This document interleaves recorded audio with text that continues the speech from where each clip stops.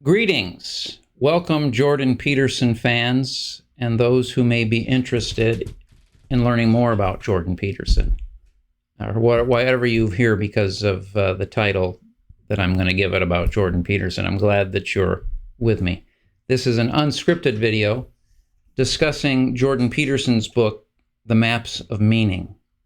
I got the book several years ago when he really became well known, and they were still offering it through his website free as a PDF file. If I can find that link, I'll put it in the description if they're still offering it free. And I'm able to read it on my tablet.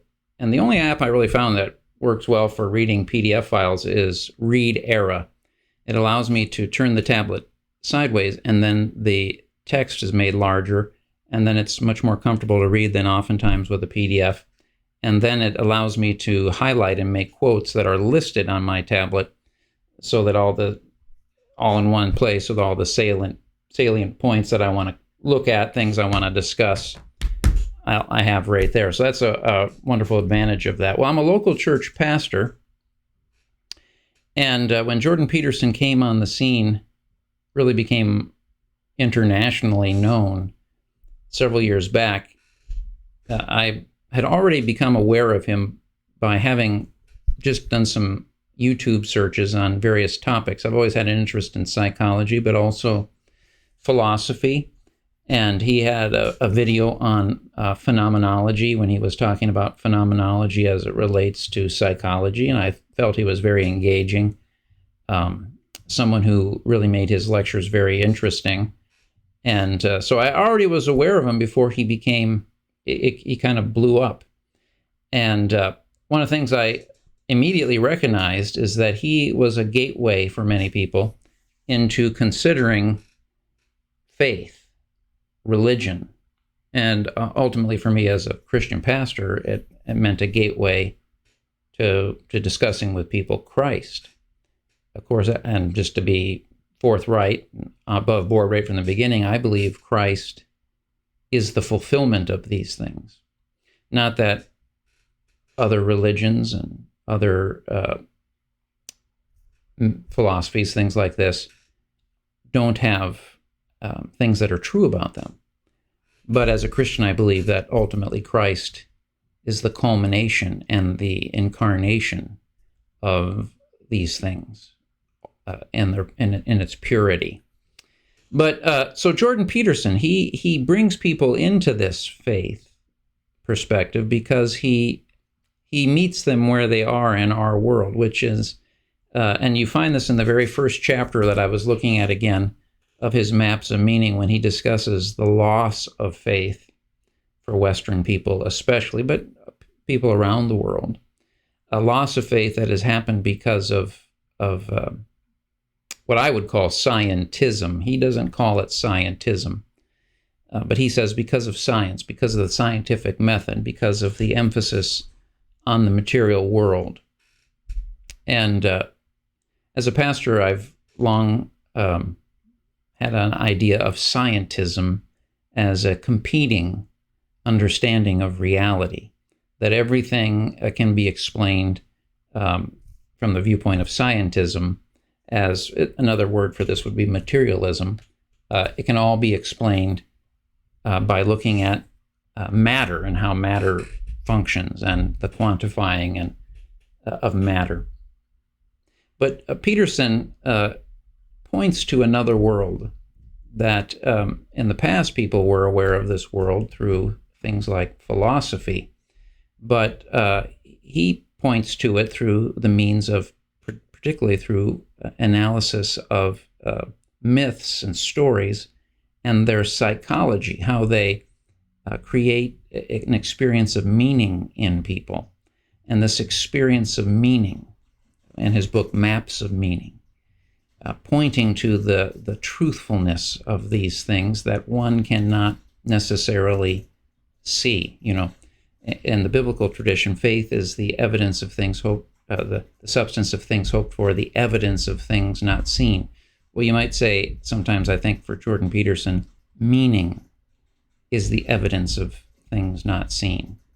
And I've often heard him say that when you're in touch with that which is meaningful, that's probably the most true thing you're in touch with. And so meaning definitely is for him key. And I'm choosing his book, The Maps of Meaning, as the starting point of discussion. I thought, well, maybe I would do a discussion of his second book, the 12 Rules for Life, later. And I know he's working on a third book.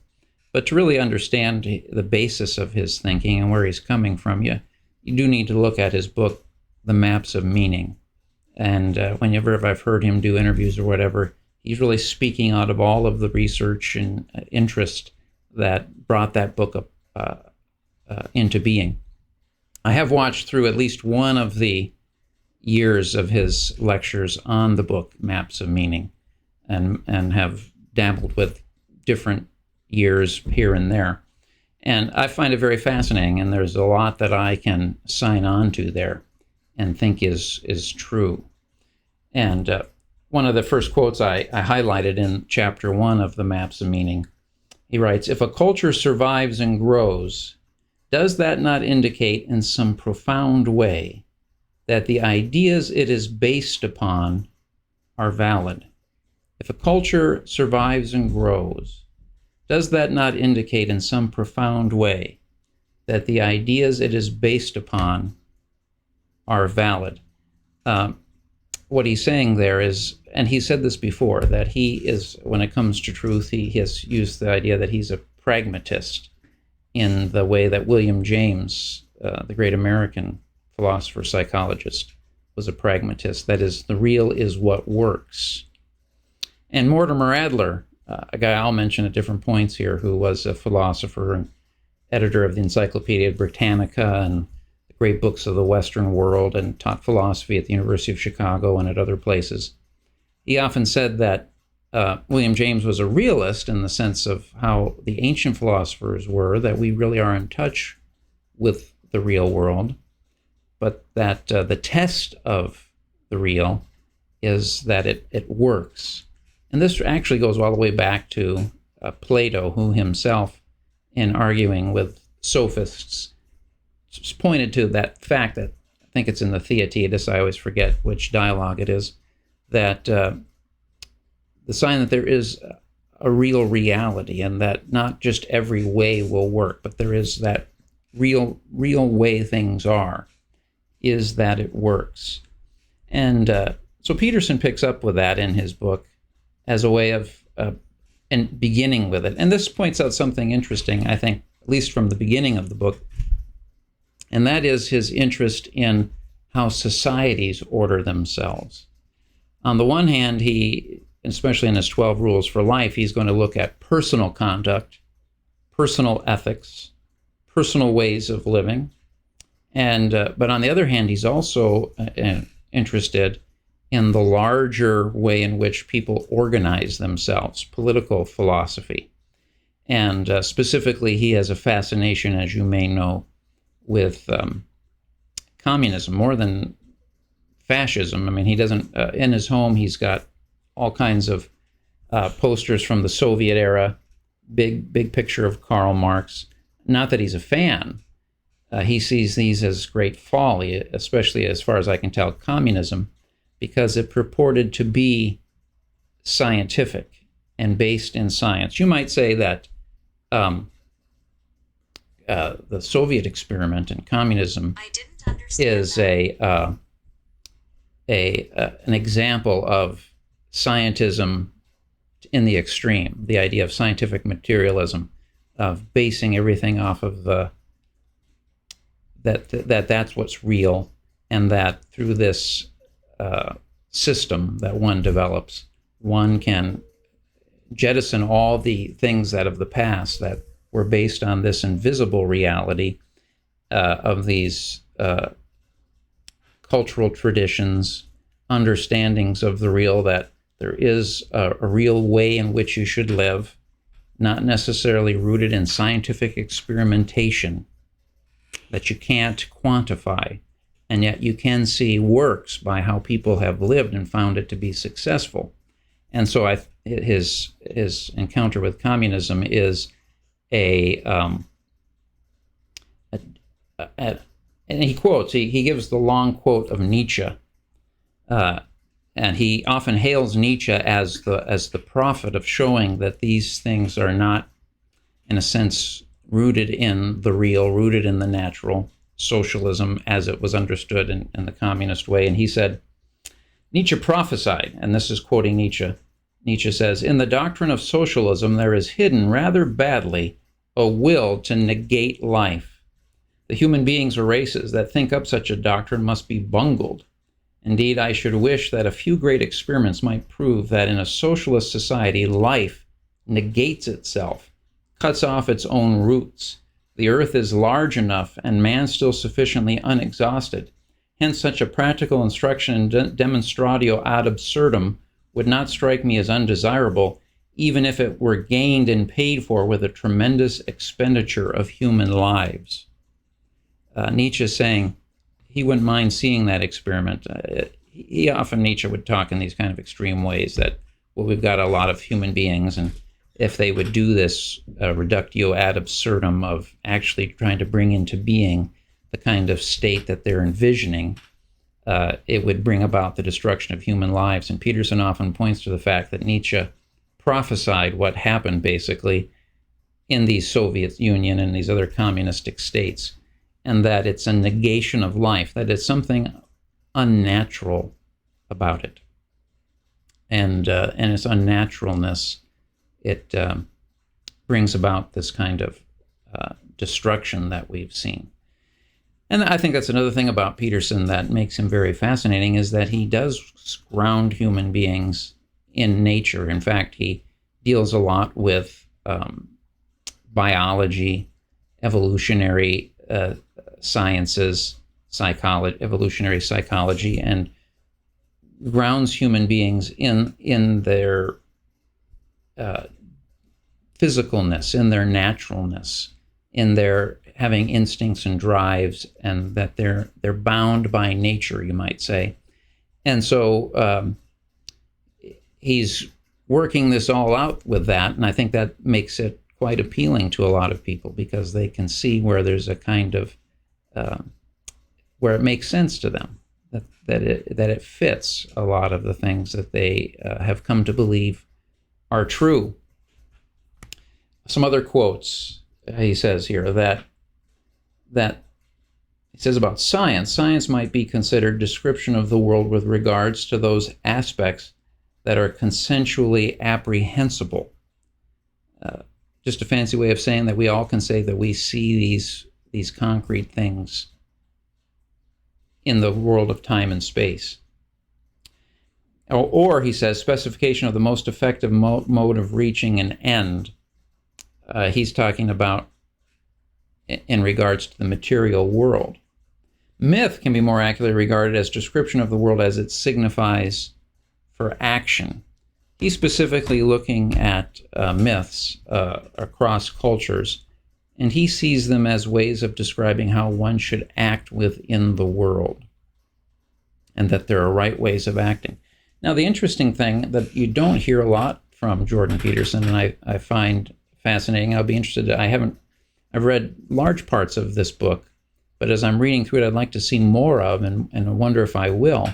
He doesn't interact much with the early philosophies of Plato and Aristotle, because they were basically wanting that very thing. How does one act, right? That was the whole idea of the search for virtue. And it's how does one order one's life within the world. And they also were concerned about ordering the political world. And it wasn't grounded in myth, it was grounded in reason. Reason understood as this ability to discern these invisible structures of being that exist, and then to aim one's life through the use of reason at the desirable way of being in the world, the way of acting in the world.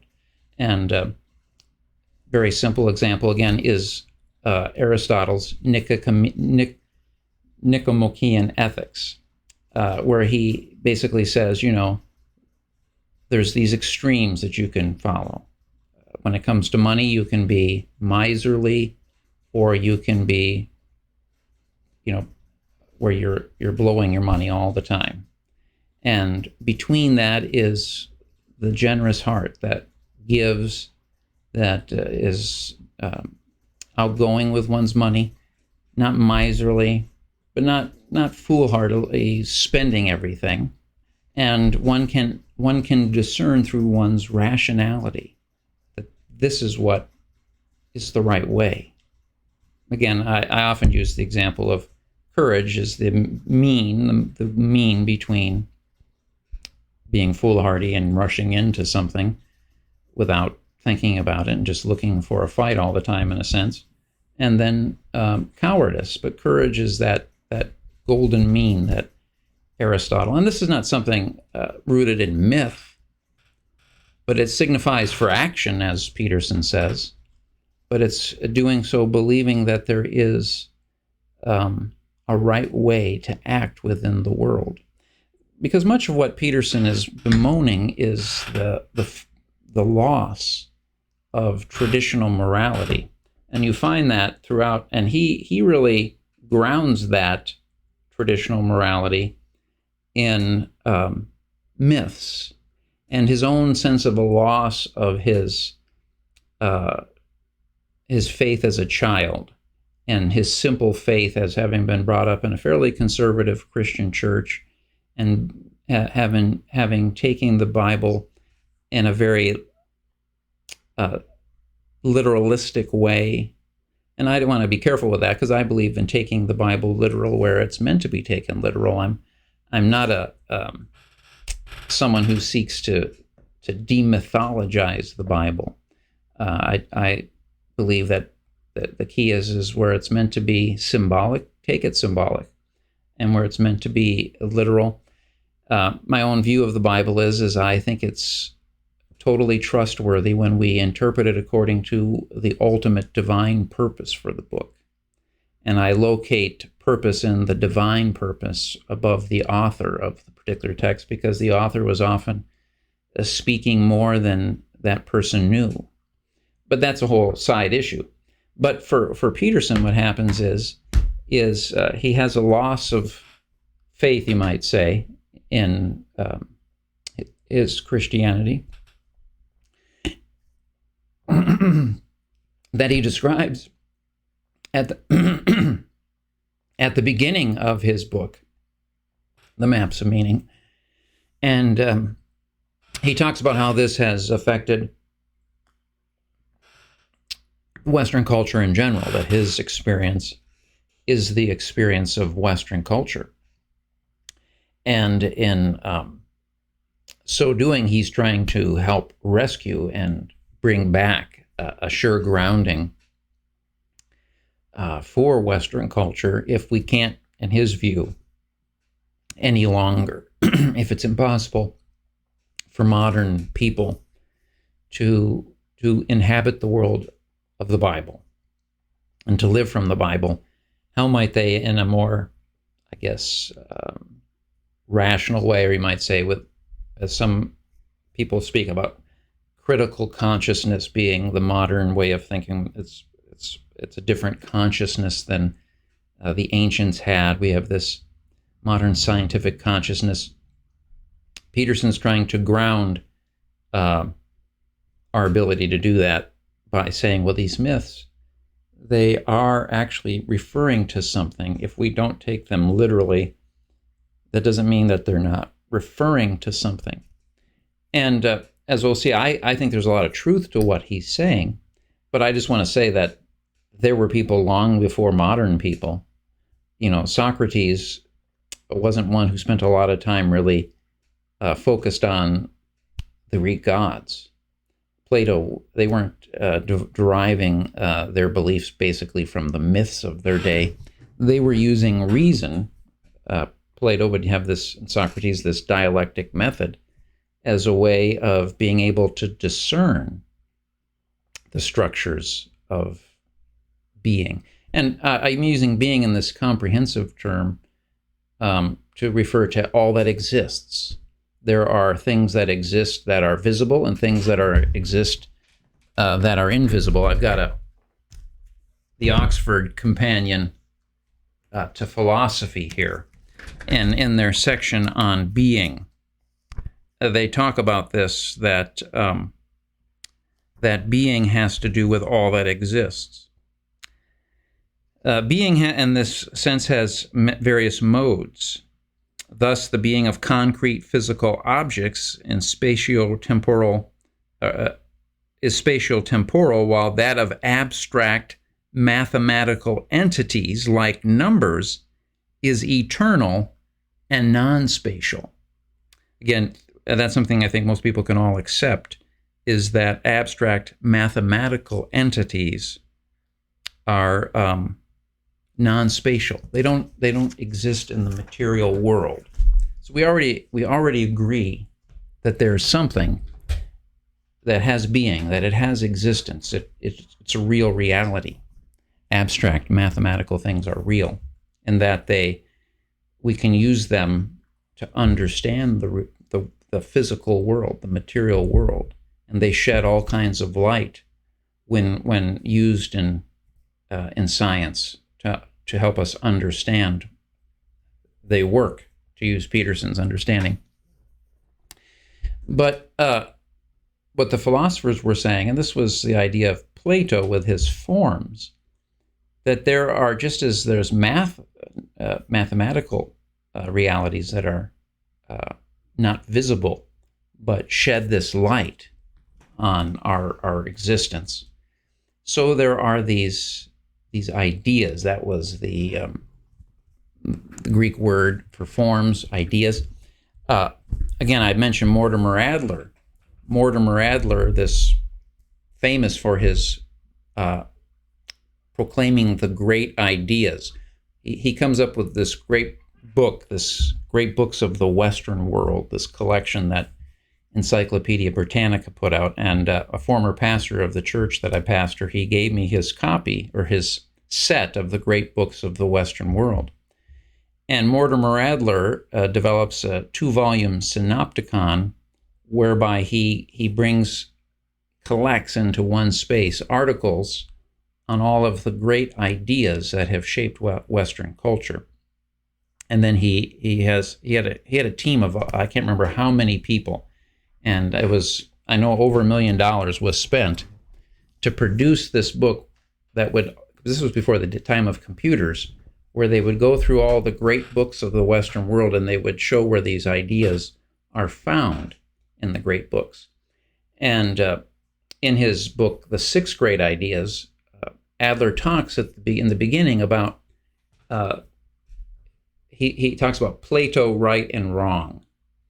And he makes the case that a person doesn't have to buy into Plato's idea that there's this real alternate world, so to speak, of the forms that exist as a real thing outside of, or separate from, this material world.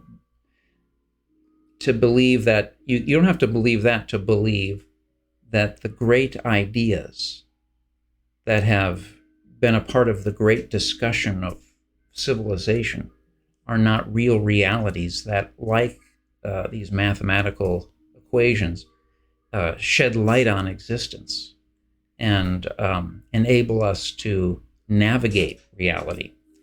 And these Greeks were using reason, their rationality. That's what Aristotle said we have as human beings, is this capacity to discern between foolhardiness, cowardice, and courage. And we can choose the virtue, and we can develop a second nature. And that is objective morality. And then the great church fathers, people like, beginning with like a Justin Martyr, but I've been reading a lot recently of the church father Origen, who was himself deeply steeped Platonist, and he had been taught as a young man by his father the Greek writings, and was from Alexandria, Egypt, which was a great center for learning, was himself recognized as a great intellectual leader of his time, and would have people come to him just to learn the Greek philosophy and things like that. He would teach that before he actually got into teaching the Christian faith. He would teach the Christian faith as a culmination of the studies of nature and of philosophy, and then it would culminate. This was at a school in Caesarea, where he would reach out to the elite of his time and offer them this education as a way of evangelizing, catechizing people into Christianity. And so way back when, Origen, he lives in the 180s to the early 200s AD. Way back then, they were grounding their Christianity in the idea that it has this connection with the Greek idea that there's a rational order to existence that we can discern with reason. And then later, Augustine would be a Platonist. Thomas Aquinas would be an Aristotelian in the Middle Ages, and Aristotle approached it differently than Plato, but he was still in that same tradition that there are real things that we can adjust our lives to, real structures to existence. And in our own time, C.S. Lewis was very much, for sure, a Christian Platonist. You can see that in his writings. Didn't buy into modernist philosophy that lost that conviction that there is a real world that we can discern in that way, and with the split with Descartes and others, and that's something in his book, The 10 Philosophical Mistakes, that Mortimer Adler examines what he sees as the fundamental errors of modern philosophy that led it down the wrong path. And he counsels at the end of that book, The 10 Philosophical Mistakes, so return to he was especially an Aristotelian, but a return to the ancient Greek philosophers. And he says in that book that philosophy really came to its flowering early. And I think it was Whitehead who said all of philosophy is just a footnote to Plato, because philosophy is that which you discern. Mortimer Adler will say it's literally an armchair science, because you're dealing with ideas that you can think about. So you can sit in your chair and think about them, and through your rationality discern them. So it comes to its flowering early. And so we go back to Plato and Aristotle. And I have to say, I'm really convinced by Adler's going back and retracing where modern philosophy got off, and its lack of being able to trust, as the ancients did, that they were in touch with reality when they were discerning these things. And part of Peterson's thing is one of the ways you can have a sense that you're doing it. Well, these things work. They throw light on reality. And he's expanding it in a way, but I'm interested that he doesn't really go back to the philosophers. A good modern Christian philosopher who does this is the Roman Catholic philosopher Peter Kraft. Writes at a very popular level, like a Mortimer Adler. What I appreciate about Mortimer Adler, and makes me respect him, is that he's able to write to non-specialists. One of the things I was taught is, you got your sermon down on a Sunday when you can speak it to a child and they can understand it. And in our church, we do a children's sermon. And you've made it your own, you've integrated it, you've got an understanding of what you're going to be talking about when you can explain it to a child. And that's one of the things I respect about Adler, is that because he's able to speak these things, and he wants to speak them at a popular level, to the basic educated lay person out there, it showed the way in which he had really integrated these things, and he was not caught up in the jargon. He could cut through a lot of that, and yet you could see that he was someone who practiced what he preached. He had very much read widely and across all of the various modern philosophers, and was able to go back to their basic first steps that got them off track, and down this path of this disconnect and this inability to trust that we can discern the basic pattern of things, the basic way in which what is the right path and what is the wrong path to go on. That really mires down so much of modern society. Not to discount that there is cultural conditioning, that we do have our perspectives, and that these perspectives do shape how we see things. And in Christian theology, that's where the Catholicity, meaning the universal nature of the church, comes in. One of the things I think Catholicity is about, going back to one of the church fathers who said, it's that which has been everywhere and always believed, meaning it's not just some parochial little thing that you're holding on to, but it's that which has stood the test of many different people taking it in and digesting it, and you having the benefit of all these different perspectives across all of these different cultures, seeing the same thing that you see. And the natural law is based on that idea that in his book, The Abolition of Man, at the back of the book, C.S. Lewis has an appendix which he calls the Tao, after Taoism, or the way. But he just lists all the ways in which so many basic moral convictions have been held across the cultures, pointing to the fact that they've all been seeing the same thing. Speaking as a Christian, I believe that human beings are fallible and they're sinful, and so their grasp on the Tao or the way or the forms of existence, the ideas, has been fallible. And that's part of the whole great conversation, and why there's differences of opinion, and having a knowledge of that was so important to a person like Adler. But it's there, and we can discern it. But what Peterson adds, I think, again, is an interesting addition to all of this, is that the myths across culture have also been a response to an encounter with reality. And he gives a way of discerning that to see in that this was a way in which they were not trying to do science. That's a big part of this first chapter, is to say it's not on the same level as science. It's not the same purpose. The purpose was to express how you are to see life and how you are to do life. So it's in a sense pre-philosophical. If Socrates and Plato and the Western world, the philosophers, were using reason as a way of looking at how to do life, because wisdom, which is what philosophy is about, it's the love of wisdom. Wisdom is about how one does life. And you might say that the myths are pre-philosophical.